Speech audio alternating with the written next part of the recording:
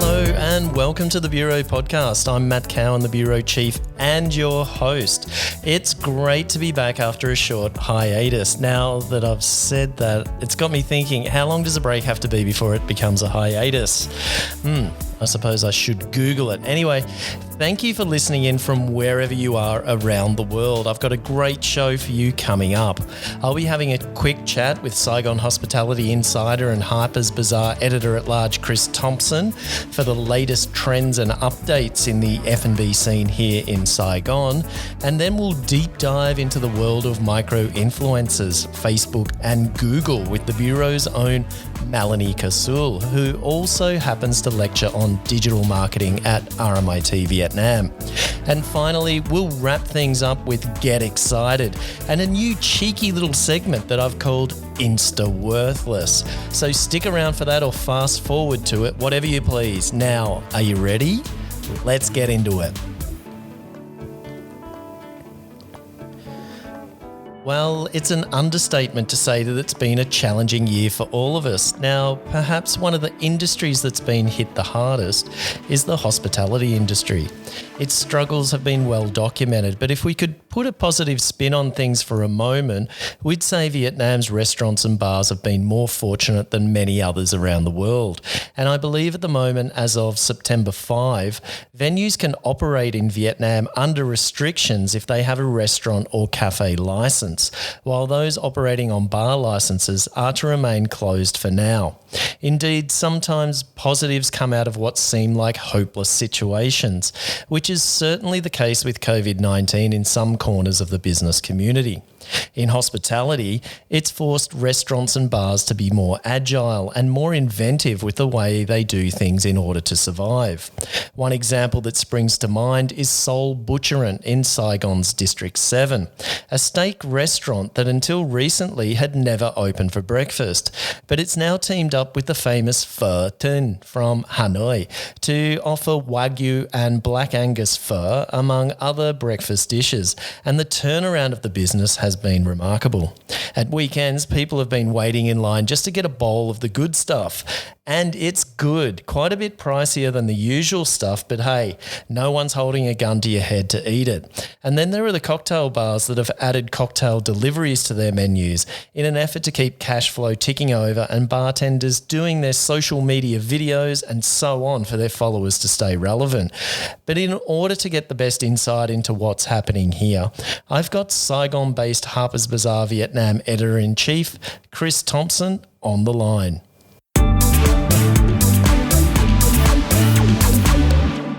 Chris, thank you for being on the show. Good afternoon, Matt. Now, you appeared on this show earlier in the year when Vietnam first put in place its social distancing measures, which at the time heavily disrupted the way bars and restaurants went about their business. And you made a few predictions on what might come out of that in terms of adjustments to what was previously the norm. I think you mentioned deliveries would become more popular, packaging and improved customer service in general. Is that what you've observed since then? I think so, Matt. I think with the home deliveries themselves, that's become self-evident over the last few months.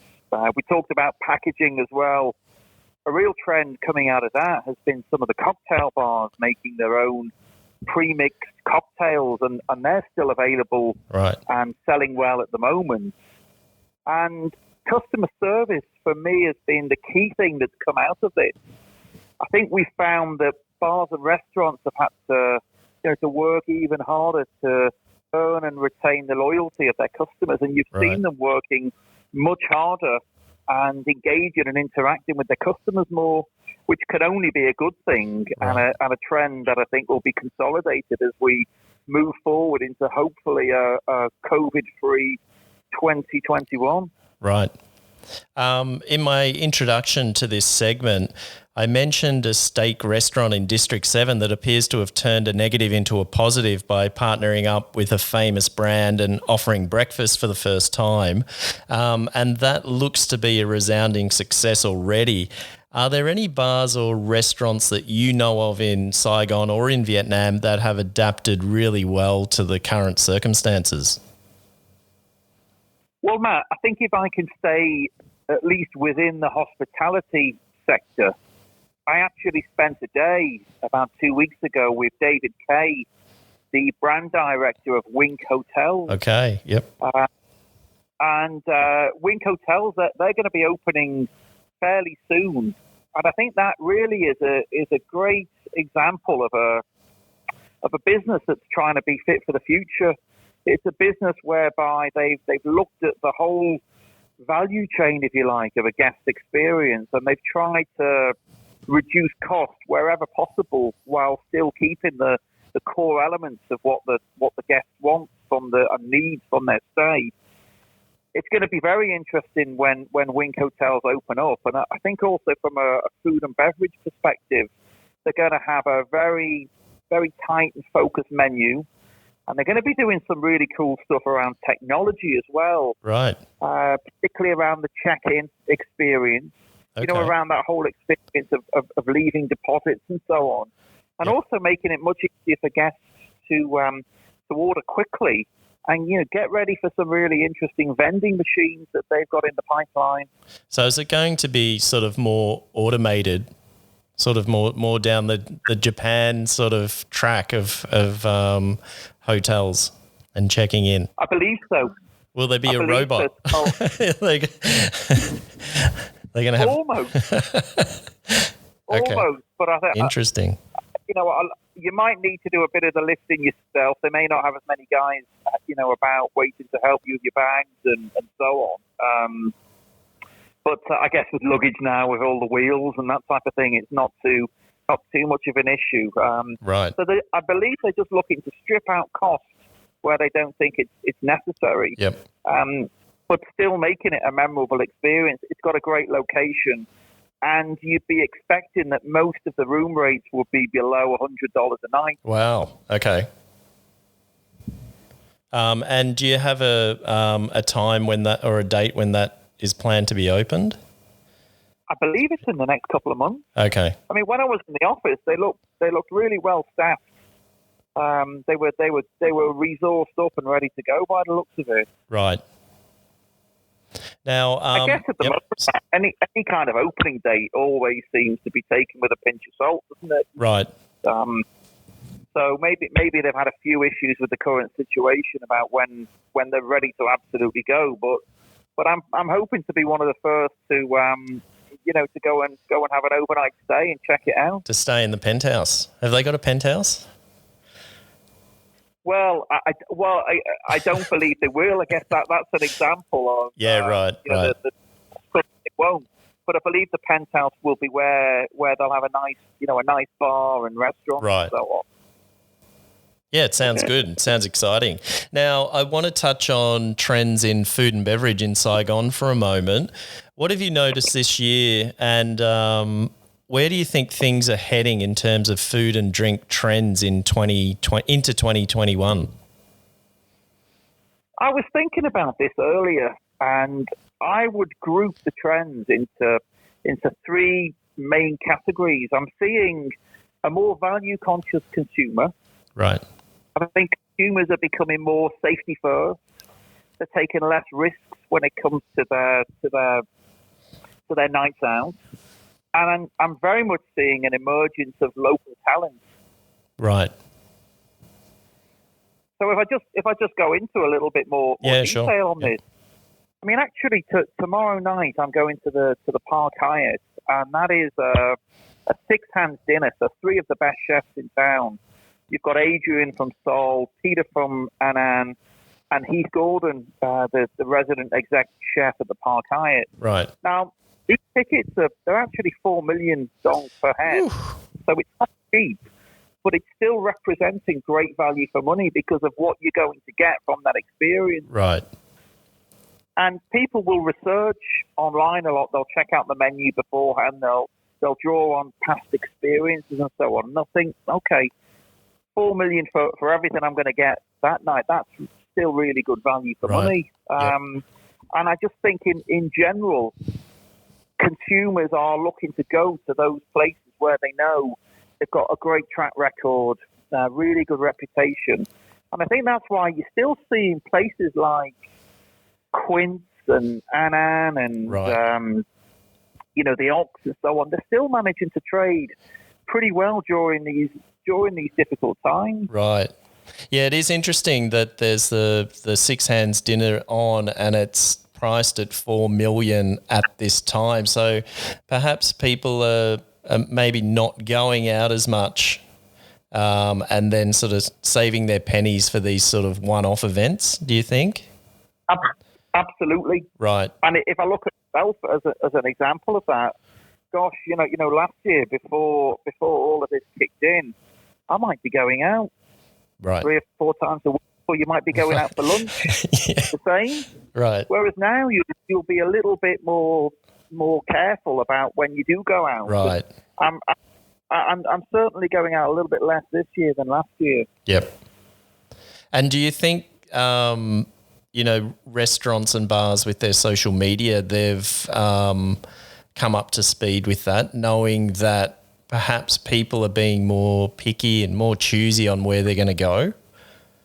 So they'll tend to do more research before they make a decision on which restaurant or bar they're going to go to that night?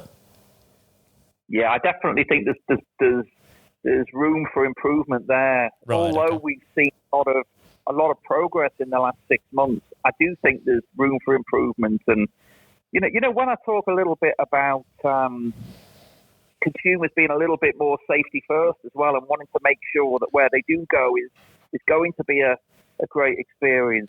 One of the things Right. I've noticed is where you have restaurants who've got a resident chef who's been there for a long time with a really good reputation in the industry. If I think about someone like George at Stoker or Heath down at the Park Hyatt, Right. when these guys actually make a post on Facebook and they say, "Hey guys, this is what we're going to have on the set lunch Right. this week," Yep. it works. Yeah, right. Yep. See a number of people, "Hey, I'm going to come down, I'm going to check this out," and then that person comes down, checks out what's on the lunch, and then they maybe make a post as well, and that might lead to Yep. several different customers coming into the restaurant purely of the genesis of the chef making that initial post. Yeah, and it's quite a bit more personal than just boosting a Facebook post, isn't it? Yeah, Yeah, sure, so sure. it's a nice little push notification straight from the kitchen, and yeah, I think that does make an impact. Mm. And finally, Chris, where are the places to go at the moment for drinks and dinner in Saigon? Are there any discoveries you've made recently that aren't on the radar but should be? Well, I still think that more and more people should go to Mia Saigon. Okay. It's in Berlin District 2. It's a great opportunity for some escapism because once you're there, you really could be in another city. I mean, it's beautiful by the river. They do a great breakfast, really good lunch. The dinner in the evening's great as well. And for those people still brunching on a Sunday, remains a great option. I've been there too. I went there with you. It was pretty awesome, wasn't it? Amazing buffet. And then you have our friends down at Quince. They're about to open as soon as the regulations will allow a really cool and funky bar upstairs. It's going to be called Madam Q. Okay. And some of your listeners may have met Ivan, their new bartender, their new bar manager. He's a very cool customer. He looks like a cross between Ragnar Lothbrok from Vikings and Justin Timberlake. And he's making some fantastic cocktails there. So Okay, awesome. I know that he can't wait to show that off. It looks absolutely fantastic. And Madam Q. Yep. Cool. And do you have any idea when that's due to open? Well, I think as soon as the regulations will allow. Right, okay. There was thought that it was just about to open before Wave 2 started. So I think as soon as the bars are officially allowed to reopen, it could be ready to go. Awesome. Sounds great. And then there's one or two other places. Our friends down at Hype Asia. Yep.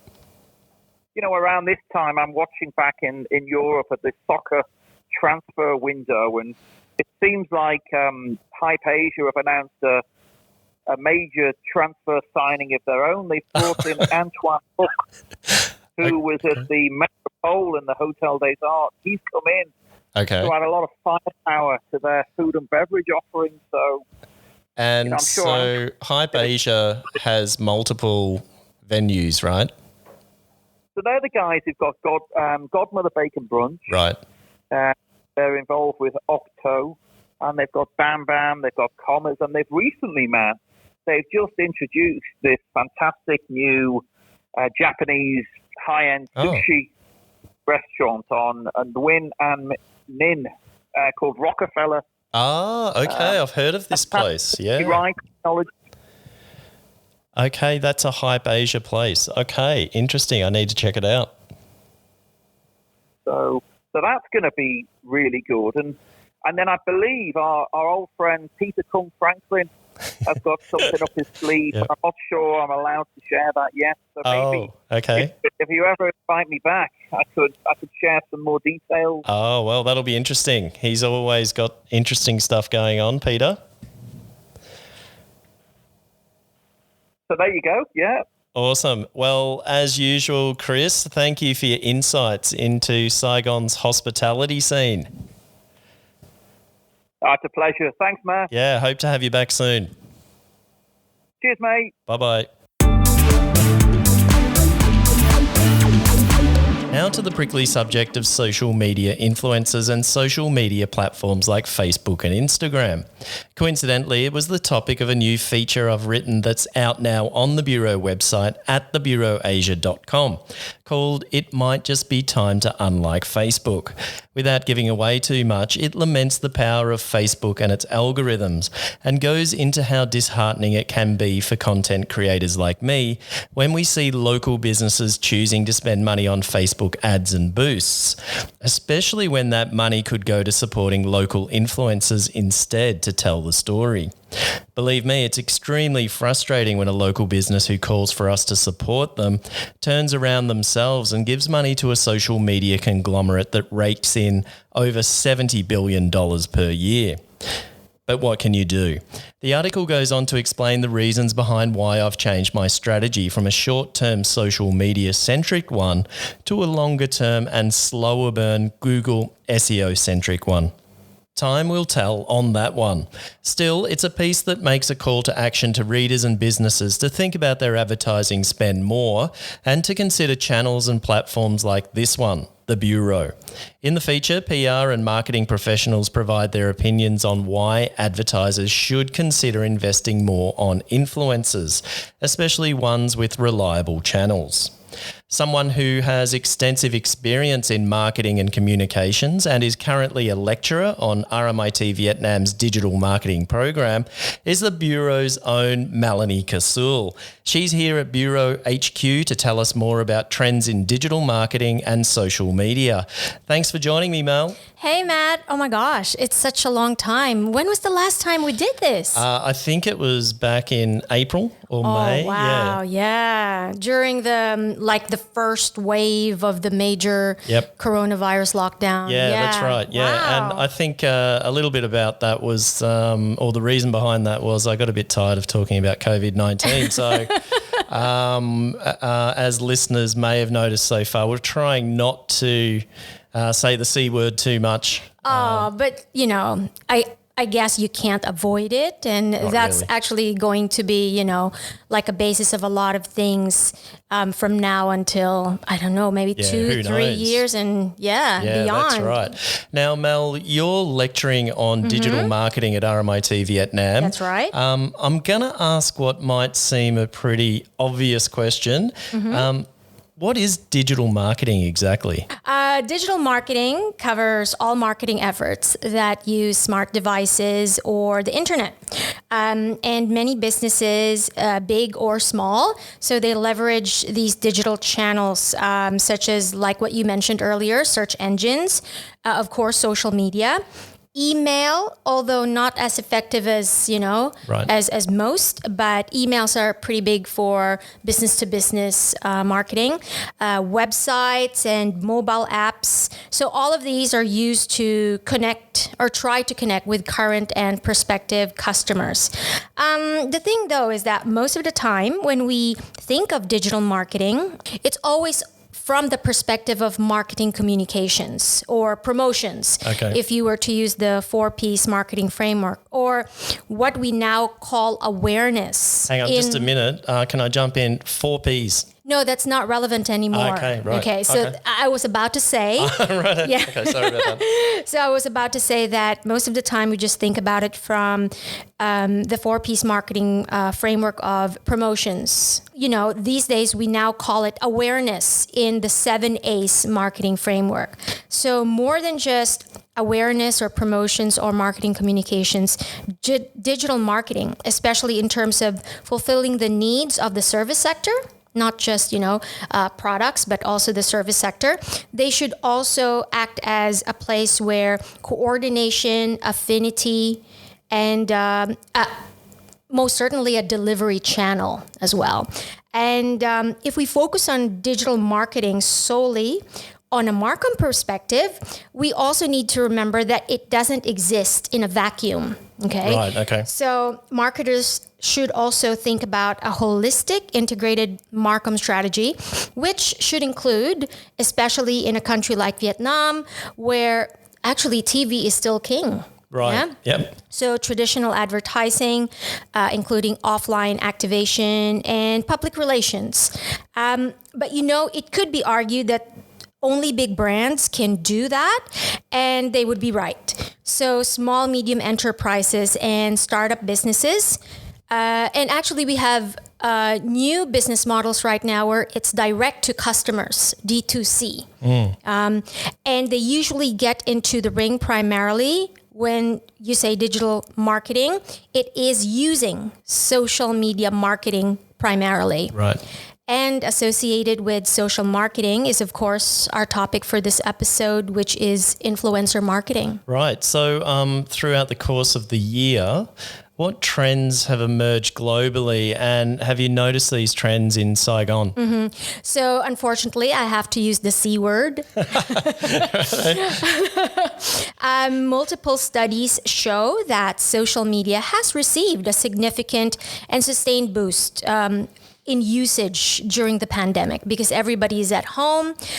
In May 2020, a Global Web Index survey, for example, showed that 32% of U.S. internet users ages 16 to 64, they said that they were spending more and more time on social media because of the pandemic. Right. And people are online for news gathering, non-fake news preferred, of course. Right. Entertainment. Oh my gosh, Netflix to date has like 193 million subscribers worldwide. Yeah, because I often wondered with the absence of ads on Netflix how they generated their income. Subscriptions. Yes. Yep. And, so news gathering, entertainment, and as we saw here in Vietnam, the fulfillment of day-to-day functions, such as ordering essential groceries online or using mobile apps for food deliveries, and a lot of the e-commerce websites like Lazada, Shopee, Tiki. Yep. So they've just become part of everyday life, Right. So, and all of those, that omni-channel, that multi-channel ecosystem will not work without social media. Right. Yeah. So this has resulted in a big opportunity for digital marketers, especially here in Vietnam or in East Asia, where, recovery from the pandemic, sans the second wave, but, still globally we are ahead in this region. So that has created an uptick in ad spending in social media. Right. So here are a few more stats. Social Bakers, for example, recorded that in the first 3 weeks of April 2020, the average worldwide ad spend increased by 32.3%.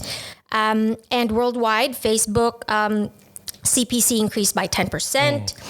Of course, in specific industries, For example, 51% increased spending for ads for beverages, 43.6% for beauty, and 43% for accommodation were also noted. Interesting for accommodation.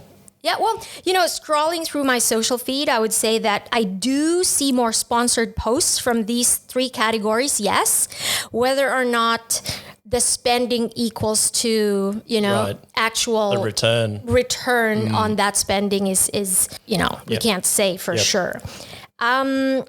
In terms of influencer marketing, the pandemic has obviously disrupted the influencer marketing industry in general. Right. But the changes seen today, they've been there. They've been slowly getting there. It was just accelerated by the pandemic. For example, trends toward unfiltered or less scripted content. Right. The rise of TikTok. I had one for a week. I just couldn't handle I didn't even really start using it. And I just got bombarded by push notifications. Yes. And it drove me nuts. So there you have those. And of course, the popularity of everyday influencers, such as you at Matt Cow in Saigon. Just raging. Just so influential. So the demand for more, transparency of influencers, paid partnerships with brands have also been bubbling at the surface pre-pandemic. Do you remember that Firefest fiasco? Yeah. Yeah. So On Netflix that I saw, that's where I saw it. They had a documentary on Netflix about it. So in the US and in the UK, there are actually advertising watchdogs and organizations, and even some policies have been enacted into law wherein influencers need to be transparent and say hashtag ad, hashtag sponsored post, hashtag partner post. And of course, a lot of social media channels like YouTube, Pinterest, and IG Shop, so shoppable posts, influencers themselves will become a sales channel for all these brands. It's not just awareness and consideration up there in the upper part of the marketing funnel. Lower funnel customer actions will be affected as well, because people can now click a button and shop instantly on social media. You mentioned transparency. How about that in Asia?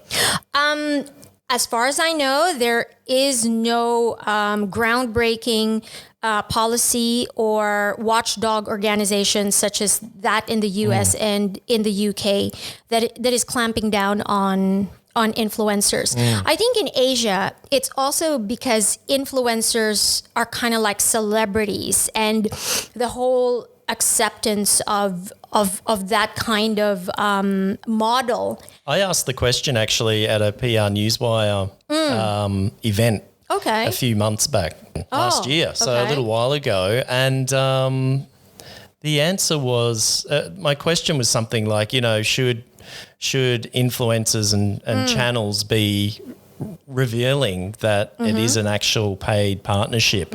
And they pretty much didn't have an answer. And the answer was, it's not happening in Asia. That was their answer. Yeah. Well, I wouldn't consider myself, belonging to any of these influencer tiers. And so when I do have an opportunity of being invited to an event or getting invited to a wine dinner or something like that, I would post my photo on Instagram, and I would put hashtag partner post, hashtag, or if I didn't, I could very well say hashtag I paid for this. Right. Do you think we might actually talk about this after my next question a little bit, but do you think there should be more of it? More of revealing that you are being a partner? I think so. Although here in Vietnam specifically, YouTube is highly, regarded as the place or the channel for influencers, more than Instagram, more than Facebook. YouTuber. YouTuber. YouTube conference. I've had people come up to me and say, you a YouTuber? Well, just holding a camera, and I've got like 5 YouTube videos on my channel. Oh no, there might be about 10 now, and they come up and they go, "You YouTuber? You a YouTuber?" It's actually quite cute, and I just sort of go, no. But anyway, that is exactly like the power of YouTube creators. Here in Vietnam, YouTube has made the groundwork in providing tips and tricks and seminars and plus trainings. everyone has the tools. Exactly. Now, the technology. But I do hope that within these YouTube conferences or fan days and stuff like that they do train their influencers, their creators, to be more transparent in these kinds of. So yeah. All right. So we've spoken a little bit about influencers, but how are they important to this whole what do you call it, ecosystem? Well, when you talk about importance, I would like to throw 2 values that they provide. Okay, marketing is all about value. You giving the consumer value, and as a brand, you're reaping the value because of that value you've given back. Yep. So maybe in order to answer that question, we should start with what kind of influencers have we got and what kind of value can they offer? Right. Okay. So they seem to get thrown into the same bag. Yeah, but so let's start from the most expensive to higher to the most cost effective, I guess. Okay, so you've got your celebrity influencers. So they obviously are big celebrities, actors, singers, actresses, and they have a global reach. Right. 20 million plus followers. Okay. Then you got digital creators, and that's about 1 million to 19 million followers. So who fits into that category, digital creator? People who are creating original content on YouTube, for example. Yeah, right. Okay. Like Sunnyside on sure. Great whatever food review show. And then Instagram. So it's not just YouTube that has a creator program. Right. Instagram has their own creator program now as well. Okay. Then you've got micro influencers, which is about 250K to 250K to about 999K. Wow. And then further down, you've got nano influencers who have about 1,000 to 5,000K followers. Okay, keep moving down the list. And then, it depends on how many family members you have. Then at the bottom of the tier, and who knows? I'm glad you said tier then. So at the last part, you have the niche influencers. Okay. And here we're not talking about audience size at all. We're talking about the specialism that they have. Right. Yep. Okay. And then we've got us. Well, for a minute, I thought for a moment I was a micro influencer, but I'm about 249,000 out. But I could fit into the nano influencer at 1,000 to 5,000 followers. Well, combining all your social accounts, sure. Anyway, yeah. So they're important in terms of that kind of quantitative and qualitative values that they provide to both the brand and the consumers. The tiering mechanics of influencer types, unfortunately, is based primarily on the quantitative variables, But what is more important, I think, and I'm not just saying this because I'm part of, of a channel that is considered, outside of the tier. I'm really happy about that. You could have said pile or heap or bottom of the pan or whatever. Okay. So I think, though, is the lesser seen importance is the qualitative variables, right. And because they cannot be counted by numbers, they seem to be relegated as second priority or not important at all. Yep. So, but it should be. Well, I guess at the end of the day, business owners are accountants as well, and they respond to numbers, Yeah, that's right. I'd like to throw in more stats. Yeah, if sure. That's okay. Okay. Sure. So, according to a May 2020 article from the World Advertising Research Center, digital creators had an engagement rate of around 0.6%. Hang on.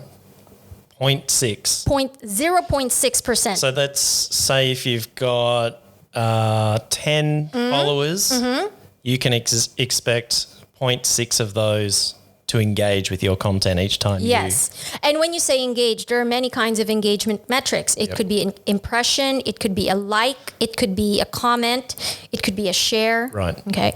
So digital creators with an engagement rate of around 0.6% outperformed both celebrities at 0.4% and outperformed micro influencers at 0.35%. Okay. Ooh. And then the research further says that the trend is going towards nano influencers. Yay! Where's my applause button when I need it? Damn it! I wasn't prepared. So the trend towards nano influencers, of course, is partly because they are paid lower rates, and they would be more agreeable to product exchange deals and percentages of sales. Not direct payments of here's your $1,000 for showing up at my event opening. But nano influencers were seen to drive very high engagement, thanks to the strong connection with their audiences. Right. Because if you're nano influencers, you can actually respond to your followers personally. On a daily basis. You don't have a chatbot or a robot or a PA doing it for you. So brands really need to work with a lot of them also to achieve a sizable reach. So for example, big brands would hire a celebrity, but then in their own local, geographics where their franchise is being sold, then they would engage nano influencers. Look, again, I'm not saying this because we have a channel, but in my humble opinion, influencers are supposed to be highly knowledgeable about a specific niche subject. Right. Okay. But from what I've seen, only a few are really authentic personas here, most influencers in Vietnam. And once they've become popular, they default into becoming paid mouthpieces for just about anything, transitioning into into the celebrity tier. Okay. Look, I'm not saying you should put yourself in a box or stay in your lane and not get paid like a celebrity. Of course not. But there just seems to be a lack of respect for authentic influencers, mostly micro influencers, nano influencers who actually do their homework. Okay. They spend time perfecting their niche and are actually on the ground trying to build authentic relationships with their community offline, with the brands and the restaurants and the bars, etc. And we haven't even mentioned click farms yet. Oh my gosh, no. that can be for another time. Well, thanks heaps for that, Mel. Now, you're going to come back for the last two segments of the show, right? Sure. Yep. Yeah, cool. And just before we jump to the next segment, I forgot to ask you who your favourite influencer is. Oh, wow. Is that even a question? At Matt Cow in Saigon. It's good to know I have an influence on someone. That's plus one on our numbers. We can reach macro. We can reach micro tier in no time. Oh, gosh. Well, it's good to know. Thanks, Mel. Now, just to double check, you're coming back, right? Yep. Okay. All right. Thanks for sticking around, Mel, to finish off the show. Yeah, I heard there were drinks. Well, that's what. Jeez, doesn't take much. Now, it takes a bit to bribe you onto this show. Now, just before we get into Get Excited, I want you to try something. Okay. Okay. So I'm just gonna let's swap positions. All right. And I'm just gonna duck over to the fridge. Cool. I'm gonna grab a beer out, and I want you to do a blind tasting. Now, you've got your little I got my mask little there. blindfold ready. All right. Okay. While you get yourself into position, I'll duck over to the fridge and grab a sneaky beer out. All right. Check mic 1, 2, 3. So, Mel, Yeah? I'm going to try one beer. I'm going to open it for you. Okay. And I'll get onto this mic. Okay. What I want you to do, let me put my headphones on.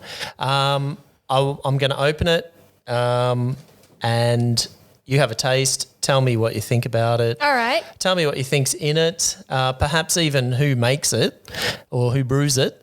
And perhaps even if you game, how much alcohol's in it, and what is it? ABV and IBUs. How many IBUs, bitterness units, are in it? Yep. Okay, let's do it. Now this might give it away a little bit. Okay, it's in a can. Oh, Am I correct? yeah, you got that one right. Yeah. Okay. So you better. Okay, I don't want to spill anything on the machine. That's a bit fun. I'll give. Yeah. Yeah, have a sip of that. Hang on. Let me turn that.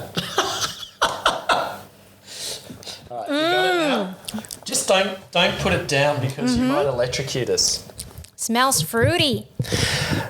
And I've secretly got the camera running as well, so we're recording this at the same time. Am I getting like a beer mustache? No. Okay. Although it was a very foamy beer. Comes in a can. Yeah, that's course. why I asked, because I feel that, it's there's a lot of thickness to this beer. Yeah, it was very creamy looking for sure. So tell me about the taste. It's very fruity. It's not crisp. Okay. It's very thick. Oh dear. This is wait, I need some more. Yeah, you love your beer, don't you?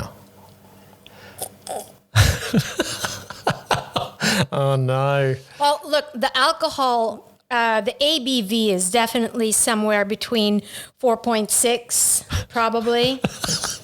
Okay. 4.6, I would say. It's a fruity beer. It's fruity, so it's not too bitter. No. Okay.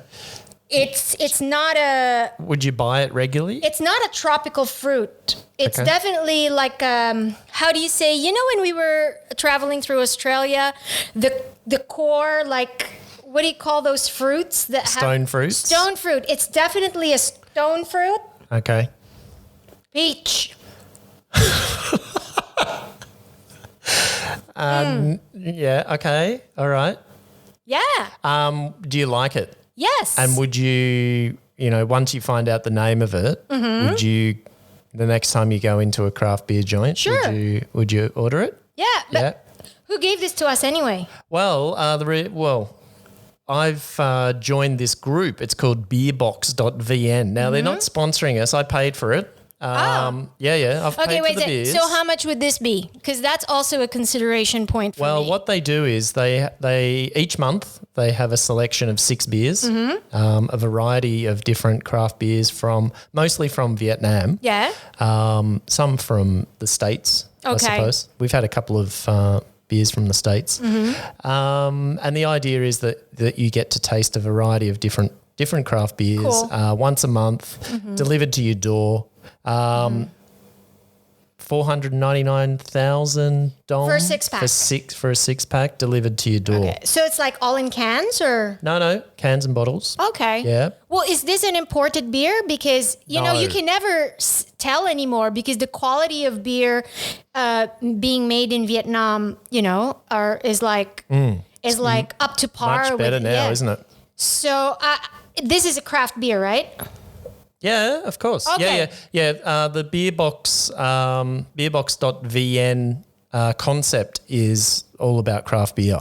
So, it's targeted to people perhaps like you who, just put it straight down there. Yeah, that's good. It's a bit cold. It's targeted to My hands are people like cold. you, Mel, who don't drink a hell of a lot of craft beer. So you get to taste a variety of beers. Okay. But also for people like me who are into it and who might, try certain beers because we're fairly particular sometimes. Well, I am about what I drink. I don't stray too far. So it's a good opportunity for me to try beers as well. Well, I wouldn't say that my taste level is like for all women.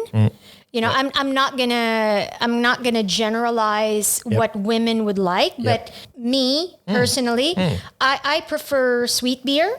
Okay. I prefer beer that is, you know, obviously not gonna make me fat. Yep. Talking to the mic. She's still got her blindfold on. Okay, so basically the wrap up of this particular beer, I'm going to try one in a minute, is that Mel would definitely go out and buy it, probably depending on price. Does it come in draft, like when I go to like a restaurant or a bar? Yep. All right. I think up until recently it's been seasonal. But now it's one of their permanent offerings, I believe. So take your... I think I've had this before. You probably have. Take your mask off. What is it? Oh, it's a Pomelo IPA. Yeah, it's the Pastor Street Brewing Co. Pomelo IPA. Can you just give us a little bit of a rundown what it says on the can there? All How right. many ABV? 6.2. Oh my God. Oh, it's a 6.2. I'm way off. I said 4.6. Yep. And so it's obviously not very bitter. No, What's the IBU? 31. Yeah, it's fairly low. Yeah. So hence you'd like it. And it's pomelo. Mm-hmm. Yeah, so Yeah. you give that the thumbs up. Yeah. Okay. I will. All right, nice. Now, it's thirsty work. It's my turn. Okay, let's swap chairs. All right. And I'll put the blindfold on. All right. So, Yeah, I can't see, so that's a start. okay. Yep. Yep. Let me just put my earphones on. Where's my mic? Okay. And I hope that I can make the fun sound effects. So, first question. Just be careful. They were lying down in the fridge, I think. Okay. If it was, ooh, that sounds like a bottle. Ooh. Oh, listen to that. Okay, so this is a giveaway. I've had plenty of these before. Okay. I think. No? I think. Okay. All right. Okay, I'm going to whack my teeth on. Okay. All right. Oh, hang on. Let me. So, first the smell. What does it smell like? Oh, it's very, very fruity. Mm-hmm. Very florally, fragrant. Lots of Okay. Fs. Fun. Feisty. No, I can't. Yeah, close your eyes. Yeah, I have. I've got my eyes closed. Okay. Yeah. All right, go ahead. Smells really good. Okay, tip it It in. actually smells a lot like a jasmine IPA from the Pastor Street guys, but I know for a fact I don't have one of those in my fridge at the moment. Okay.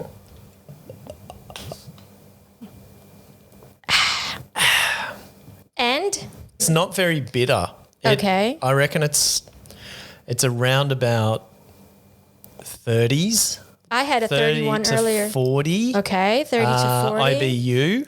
It's very light for me Okay. in terms of bitterness. And so I can't really get the alcohol coming through a hell of a lot. So, do you find is it like a statistical correlation with if the alcohol content is not high, the bitterness is not high? Good question.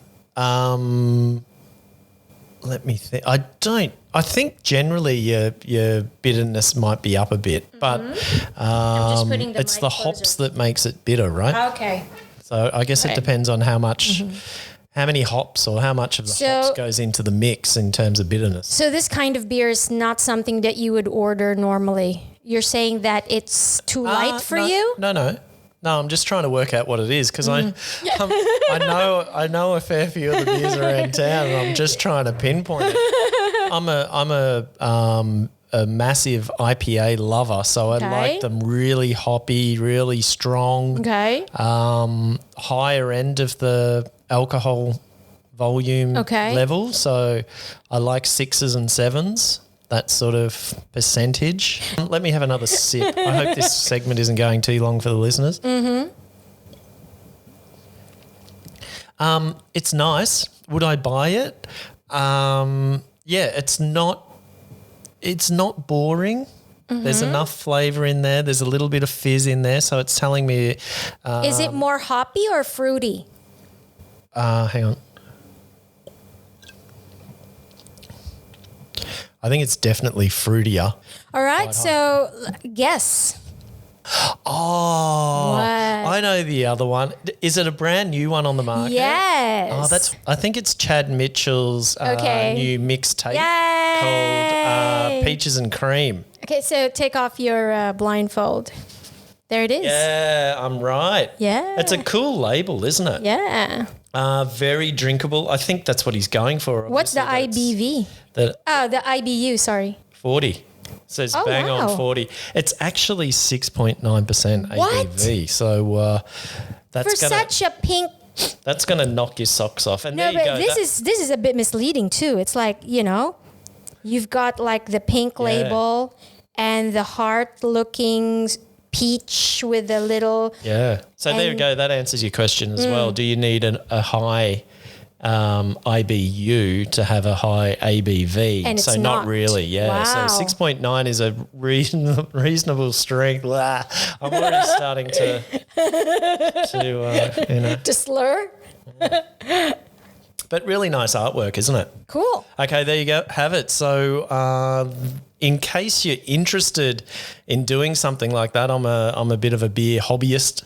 So the guys from what was it called again? Beerbox.vn. They're the guys to hit up. Look them up on Facebook.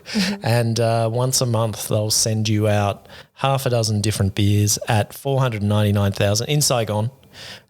Which includes delivery, which is great. And they're also hoping to come up with a whole bunch of other ideas for people who are sort of in the club. It's a bit of a club thing, but it's not exclusive, of course. Awesome. Yeah, so cheers. It's time for Get Excited! That wasn't recorded, by the way. Okay, then, so let's get excited, shall we? This is a segment where we tell each other what bar, restaurant, cafe, drink, trend, event, or food we should all be getting excited about. What have you got, Mel? Well, I knew that this restaurant was there for a long time, but it's just taken me, quite a bit of months to actually get there. It's called Tasty Singapore. Oh, yeah. Yeah. Okay. It's at 170 Nguyen Thai Bin in District 1. Yep. So it's near like Yersin and Calnet, Okay. that area Yep. in the middle of at the edge of District 1 and District 4. Right. Yeah. Okay, just that's before it. the canal there, Yeah, basically. that's right. Yep. So it has Singaporean food, Yep. but it also has some Vietnamese food, and of course, I do believe some Malaysian food. Righto. Yep. It's really great. I've been there at least 3 or 4 times. Fried This week? fried wontons, sambal, prawn and squid. Yep. Chili crab. Yep. Garlic crab, wonton dry noodles. So I like the wonton noodle soup, but I also, it's also hard to find really good wonton noodles that are like served dry. Okay. Spicy, a little bit spicy. The noodles are a little bit crunchy. So it is called Tasty Singapore. So you gotta try the Hainanese chicken rice. And what about the prices? It's pretty good. Look, it's not pretending to be anything else but Asian comfort food. Yep. It comes in a fair price. If you go there for a meal, like 2 people, and then a person each orders, a dish Yep. with drinks. Yep. It'll cost like under 200K. Okay, that's good. so it's pretty international listeners, that's about $10. Yep. So if you don't eat there, if you're feeling still funny about going into public places, the food does travel well in both takeout and delivery because the restaurant is also on those food delivery apps. Righto. So you can easily find them, get it to go. And if you are eating there, parking is easy. Yep. Okay. And it looks clean. The service is fast. And the chef owner is this tall guy. I think he's Vietnamese. You can't miss him because he's very tall. He's always there. And he looks large and in charge. Okay, awesome. That's Tasty Singapore. Okay, one word for me that's got me excited. That's raw. Ooh. Yeah, Raw Saigon. Took me a while to get around to getting to this place. I'd seen it online and I'd seen it posted in the Bureau Facebook page. Yep. The group. It's in District 7, right? It's in District 7 and, it made a real impact. You were there, Mel, when we first went, and I think you'd agree that this place adds a breath of fresh air to the dining scene in Saigon and, importantly, to District 7. Yeah. It's something different that's not just pizza, wings, Fried. pub grub. It's not fried. Yeah, that sort of essentially. stuff. It's not fried or barbecued. Yeah, that's right. Yeah. Well, it's raw.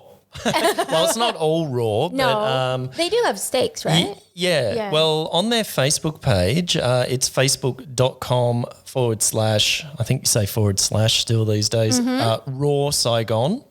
They describe themselves as Saigon's newest cocktail lounge and raw bar. Now, I actually don't think that description does the place justice, and they really ought to think about changing that. After all, what's a raw bar? I'm not really sure what that is. I don't want to be critical, but it is a cocktail lounge, though.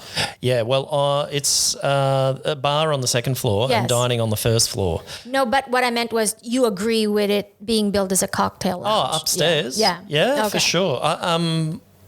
Cocktail lounge sounds perhaps a little bit posh. Okay. I like to think Bistro? this place is kind of in between. It's a casual, I don't know, someone the other day online said, what was it? Casual chic or something like that. It's like shabby chic. Yeah, I mean, I was there in my flip-flops. True.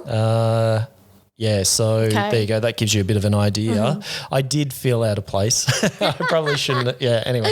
Now, I don't actually think that description does it justice. So I think first and foremost, they should really be pushing the fun, playful and experimental aspect to their food. Okay. It's really exciting the way they kind of stoke your curiosity about the way things taste and the ingredients they're using. For example, they offer quite a small menu, which I love. Yeah, you don't have to flip too many just pages. That one A4 page. I love that. That was just fresh for me. That was raw. I like that. And they also have a happy hour menu, which is really good.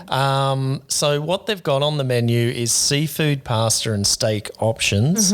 Now, where the raw bit comes in, they tend to make their own pasta. They make their own burrata. Yep. A lot of their ingredients they make themselves. So that's where the raw concept comes in. So initially a little bit misleading, but once you learn that, you understand, okay, I can see where the concept of raw came from. With their steak options, they only do Wagyu steak, only high-end, best cuts of meat. One of the really exciting things that got me going was the fresh oysters that we got. Oh, yeah. Now, I mean, I love them anyway. Yeah, they smell like the ocean, really. Like a mouthful of the ocean. But they come with this little sort of ramekin of kosher. It's yellow, that yellow thing. Yeah, it's the definition is like a Japanese-inspired pasty condiment made up of a trifecta of chilies, citrus and salt. They come together in a powerful burst of flavour that livens up a dish, which is true. And in this case, the oysters, my taste buds anyway, just got off, just went nuts. This was just this all-round tasty, spicy, citrusy, buzzy feeling in the mouth. It was amazing. And then, lo and behold, the owner actually happened to come in and we met him, Chris, and he found out that we like cocktails and he said, here, have a crack at this one. This is the second time I'm making it. It's not on the menu. Let me know what you think. And it came out and it was a gin-based cocktail with chartreuse. What's a chartreuse? Well, it's a liquor it's hard to describe in flavour, but it's a little bit sweet. Okay. Strong in flavour and it's quite floral. Okay. And I don't know the full ingredients of this cocktail, but there was also a lot of citrus in it. Very nice. I think there was like a lemon zest. Yeah. And a little lemon zest. What do you call it? Little in it, dropped twist, in it. like a twist. A twist, yeah. That was very nice in itself. But then it came with little small side of blue cheese. Yeah, that's right. And wow. It just... I remember we I'm were. like, what's going on here? Yeah, it's like, wait a minute, because if you sip the cocktail by itself, it's just okay. There's like a little bit bitter Well, it was tinge. nice. Yeah, it was nice. I liked it a lot. But when you ate the blue cheese, then drank the cocktail again, the bitterness, that sharp edge. Yep. Which is really interesting because blue cheese is sharp. And this drink without the blue cheese was sharp. But it's like, how do you say it? Like a negative and a negative equals a positive? Or it was just some like kind two of different chemical, drinks. like a wasn't it? chemical reaction happened. Yep. So that's Raw Saigon. Look them up on Facebook. Raw Saigon, RAW, Raw Saigon. Can't recommend it enough. It's reasonably priced. They have their happy hour from 5 o'clock, To about, to 7:30. Yep. And the happy hour not only includes select drinks, But tapas as well. Yeah, so the oysters are part it's of it. 30%, I think. Yeah. 30% off at the moment anyway. That was a couple of weeks ago. So get on it. Get out to District 7 and go to Raw Saigon. You'll have a really good time, really good experience. Now, this is a new little segment I've come up with to wrap up the show with a bit of fun. Of course, it involves taking the piss out of Instagram posts. I've called it Insta-worthless. Hashtag Insta-worthless. Well, this segment came about because of the interesting updates I see on Instagram. I'm looking at your face, Mel, and I thought it would be fun to share some of them, so I'll go first. This is from your newsfeed. Matt follows all these. Well, I've got to keep abreast of everything going on Instagram. Now, I'm not sure whether I should say this Instagram handle, but this particular one here in a recent post. No, you should. I should? We got to shout them out. Okay, for all the words of wisdom that they give to us. Yes. That's how it also came about. The profound status update. Please take this seriously. Not seriously. No. No, we're just having a little bit of fun and we don't mean to be mean, but we just, I wanted to give it a crack. Sunny.vo_3006 in a recent post, she said, brace yourself, Mel. Okay. Sweet words are always have a trap, but does everyone want to step in? Oh, wow. Are you following, Mel? That's profound. Have you ever stepped into the trap of sweet words? No? No. I was asking you. That wasn't part of that. I thought it was part of that was my question to you. I made that up. Oh, wow. Yes. Wait, she goes on. Quote, anyway, I still like the taste of wine. Either way, it never deceived my taste buds. Oh. Has anything ever deceived your taste buds, Mel? Dalat red wine. No, but actually Dalat red wine is really good for cooking. Wow. I mean, these words of wisdom, are hashtagable, definitely. Yeah. But, it makes you wonder, is she talking about somebody like a person or like what was the photo? We've got you have to give context to these things. What was the photo that accompanied this I think Insta quote? Just the usual in a bikini, turn to the camera with bum poking out. Okay. With or without shades? Run of the mill. Okay. Or she may have been in the gym. And taking a photo on a what do you call those big yoga ball things? Maybe something like that. Oh wow! But very profound. We're also going to have a bit of a laugh at our friends at Guan Ut Ut. Oh, what did they say? It's a barbecue joint in Saigon, and I couldn't swipe past this one. I couldn't scroll away from it. Was it a sponsored post or was it organically in your feed? Just organically, it popped up. Yeah. What did they say? Okay. I want you inside me, he whispered. Oh, my God. You dirty chicken bacon ranch sausage dipped in buffalo sauce. Oh my God. Now, Wait, not what sure. was the photo? Again, context. What I think it was the just a photo? platter. Okay. A platter. It wasn't a porn shot or anything, but Okay. I'm not sure if I should ask you this, Mel. But Yeah, go ahead. what would you would you want that inside you? What wouldn't Like I a want dirty- inside a me? dirty chicken bacon ranch. Yeah. Anyway, okay, we should move Look, on. no, but we're running out of time Look, with the show. I'm Filipino, so I'm always good to have a nice slab of pork Oh done in any way in me for sure. Oh my God. But okay, with sauce on the side, preferably, because I don't like it messy. Okay. All right. Come on now. Who does these? Is this going to get censored? Now, Who does these posts? have you got anything? Oh, you, okay. You're going to pass this week. Okay, yeah, I'm gonna pass. Well, we might get listeners to send some in if you've got any profound social media, so Facebook, Instagram, updates from people you follow, or they just mysteriously pop onto your feed. Send them in because they're life changing, really. Yes. And you couldn't think them up yourself. No, You could just, no. You know, we could create a whole series of Hallmark cards with just these amazing quotes that we I'd do have. that. Well, that's it for this episode. Thank you for listening in, and thank you, Mel, for joining me. Thank you. No worries. It was fun and informative, although I've found out that I'm not even a micro influencer or a nano influencer. Sorry to burst your bubble. I'm at the bottom of the heap. The tier. Yeah, I knew that, but yeah, that's just reinforced it. Now, don't forget to go to our website, thebureauasia.com, for plenty of stories and info about Vietnam and the region. And you can also check us out on Facebook and Instagram, as long as they haven't blocked us already. Where at, Mel? At the Bureau Asia. Yeah.